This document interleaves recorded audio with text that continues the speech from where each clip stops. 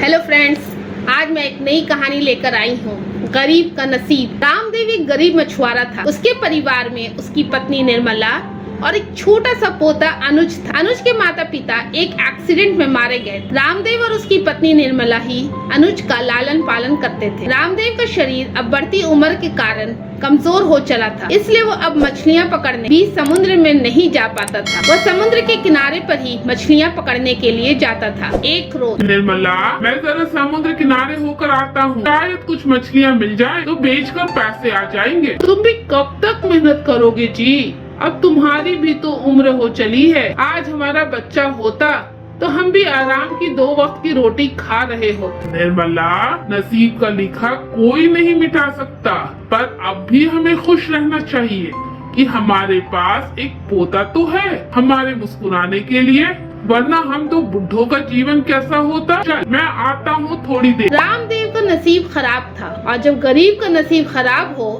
तो सब कुछ गलत ही होता है। रामदेव अभी समुद्र के किनारे पहुंचा ही था कि अचानक, और रामदेव, क्या हुआ?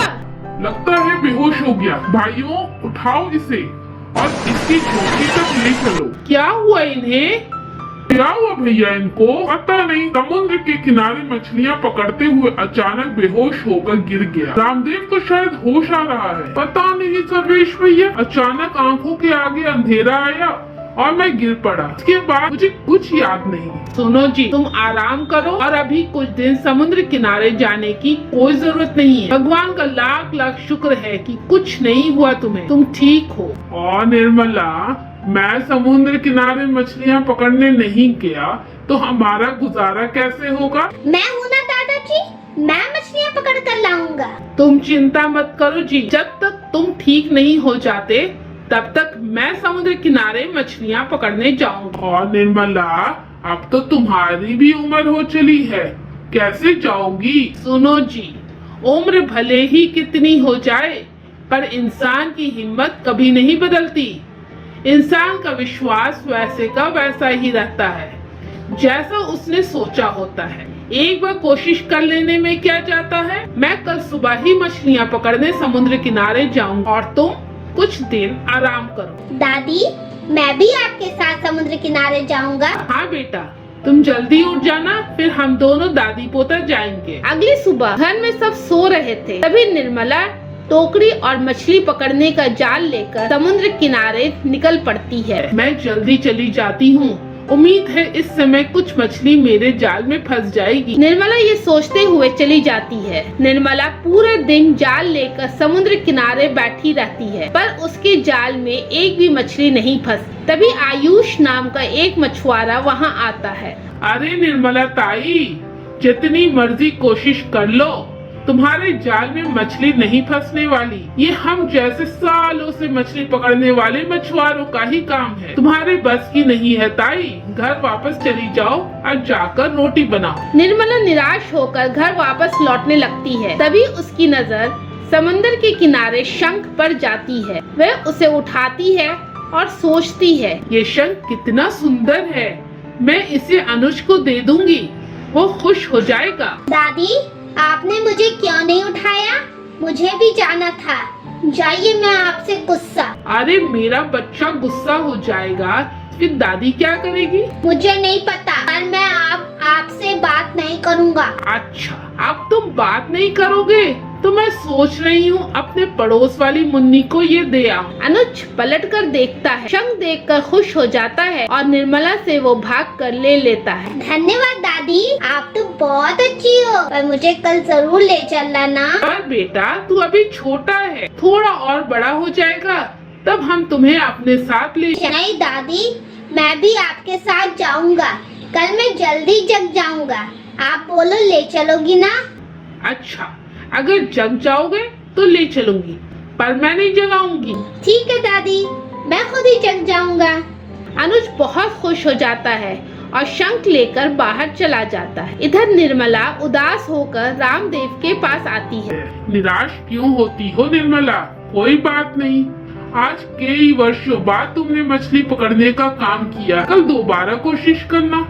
मुझे पता है तुम इस काम में जरूर सफल होगी। तुम सही कह रहे हो जी, मैंने हिम्मत नहीं हारी है। मैं कल एक बार फिर कोशिश करूंगी। अगले दिन निर्मला दोबारा मछली पकड़ने के लिए समुद्र किनारे जाने लगती है। तभी अनुज भी जग जाता है। दादी मैं भी चलूंगा। पर तुम्हें किसने उठाया? मैं खुद ही उठ गया। चल पर जल्दी कर। जी दादी। अनुज खुश होकर निर्मला के साथ चला जाता है। वो अपना शंख अपने साथ ले जाता है। निर्मला ताई दोबारा फिर क्यों आ गई? तुम्हें पता है तुम्हारी अब उम्र नहीं रही, तुम थक जाओगी, पर पूरा दिन मछली तुम्हारे जाल में नहीं आएगी। अरे मैं किसी मछली को छोड़ूंगा तभी तो तुम्हारे जाल में फंसेगी ना। आयुष तुम मेरे बेटे के उम्र के हो, इसलिए मैं तुम्हें नसीहत दे रही हूँ। कभी भी किसी गरीब का मजाक मत उड़ाना। किसी का नसीब बदलते देर नहीं लगती। तुम भी भगवान की बनाई इसी दुनिया में रहते हो और मैं भी। भगवान किसका नसीब कब बदल दे ये वही जानते हैं। निर्मला की बात सुनकर आयुष चुप हो जाता है और अपना काम करने लगता है। इधर अनुज अपना शंख बजाने लगता है। जैसे जैसे शंख से आवाज निकलने लगती है, निर्मला के जाल में मछली फंसती जाती है। ये तो कमाल हो गया। क्या हुआ दादी? मुझे लगता है हमारे जाल में मछली फंस गई है। मेरा जाल बहुत भारी हो गया। अनुज और निर्मला मिलकर जाल खींचते हैं। तभी दोनों बहुत खुश हो जाते हैं। बहुत सारी मछलियाँ उनके जाल में थी। अरे ये क्या? निर्मला ताई के जाल में इतनी ढेरों मछलियाँ, ये कैसे हो सकता है? इतनी मछलियाँ तो आज तक मेरे जाल में कभी नहीं फंसी। और निर्मला ताई ने एक बार ही जाल फेंका और उसी में ढेरों मछलियाँ आ गई। भगवान का लाख लाख शुक्र है, आज मेरी बहुत कमाई हो जाएगी और आज हम पेट भर भोजन कर सकते हैं। निर्मला सारी मछलियों को टोकरी में भर कर बाजार ले जाती है और उस दिन उसकी बहुत कमाई होती है। दोनों लोग खुशी खुशी घर आ जाते हैं। निर्मला आज मैं बहुत खुश हूँ। तुम्हारे नसीब से आज हमें भर पेट भोजन खाने को मिल रहा है। दादा देखो, ये शंख दादी ने मेरे लिए लाया है। मैं जो भी सोचकर ये शंख बजाता हूँ वो काम हो जाता है। अच्छा कैसे भाई? ये जादुई शंख है क्या? हाँ दादा, मुझे तो लगता है। ऐसा कैसे लगता है तुम्हें? कल जब मैं अपने दोस्तों को ये शंख दिखा रहा था तभी मोहित मेरा शंख मुझसे छीनने लगा। मैं दुखी होकर शंख बजाने लगा और देखा मोहित को चोट लग गई और वो वहाँ से रोते हुए चला गया। आज दादी भी दुखी होकर समुद्र किनारे बैठी थी और आयुष चाचा दादी का मजाक बना रहे थे। तभी मैं ये शंख बजाने लगा और मछलियाँ दादी के जाल में फंसने लगी। ये सुनकर रामदेव और निर्मला हंसने लगे। जा बेटा तुम सो जाओ, आज तुम जल्दी उठ गए थे, फिर कल मेरे साथ चलना है ना? हाँ दादी, मैं फिर कल आपके साथ जाऊंगा और आपके साथ खूब सारी मछली पकड़ूंगा। मैं ये शंख अपने साथ ही ले जाऊंगा। वो अपना शंख रामदेव के पास रख देता है और सोने चला जाता है। देखो तो जरा अनुज की बात में कितनी सच्चाई है। अरे तुम भी क्या बात कर रही हो निर्मला? अनुज तो एक बच्चा है, उसने अपने बचपना में ये कह गया है। मैं तो चाहूंगी कि आप एकदम ठीक हो जाएं। ये कहकर वो शंख बजाने तभी रामदेव उठकर बैठ जाता है। देखो निर्मला, मैं बहुत स्वस्थ महसूस कर रहा हूँ। यह देखकर दोनों पति पत्नी बहुत खुश हो जाते हैं। निर्मला ये तो वाकई जादुई शंख लग रहा है। हाँ जी, आप सही कह रहे हो, ये जादुई शंख ही है। चलो अब हम भी सो जाते हैं, तुम भी बहुत थक गई हो। और हाँ, कल से अब मैं ही मछली पकड़ने जाऊंगा। नहीं नहीं जी, अभी कुछ दिन और रुक जाओ, थोड़े अच्छे से खा पी लो फिर चले जाना। उधर आयुष चोरी चोरी रामदेव और निर्मला की सारी बातें सुन लेता है और रात में जब रामदेव और निर्मला सो रहे होते हैं वो जादुई शंख को बदल देता है। अब देखता हूँ निर्मला काकी कैसे मछलियाँ पकड़ती हैं। अब ये जादुई शंख मेरा है और समुद्र की सारी मछलियाँ भी मेरी ही होंगी। अगले दिन निर्मला और अनुज जब जाल को लेकर समुद्र किनारे पहुंचते हैं तो दोबारा उसके जाल में मछलियां नहीं फंसती। अनुज अपना शंख बजाता है फिर भी कुछ नहीं होता है। यह देखकर आयुष बहुत हंसने लगता है और वह अपने जाल को समुद्र में फेंकता है। साथ में जादुई शंख बजाने लगता है जादुई शंख ने अपना काम कर दिया। मेरे जाल में बड़ी मछली फंसी है और ये तो बड़ी शार्क है, ये तो मुझे काट रही है और मैं कैसे बचूं? कोई मुझे बचाओ, ये शार्क मुझे काट रही है।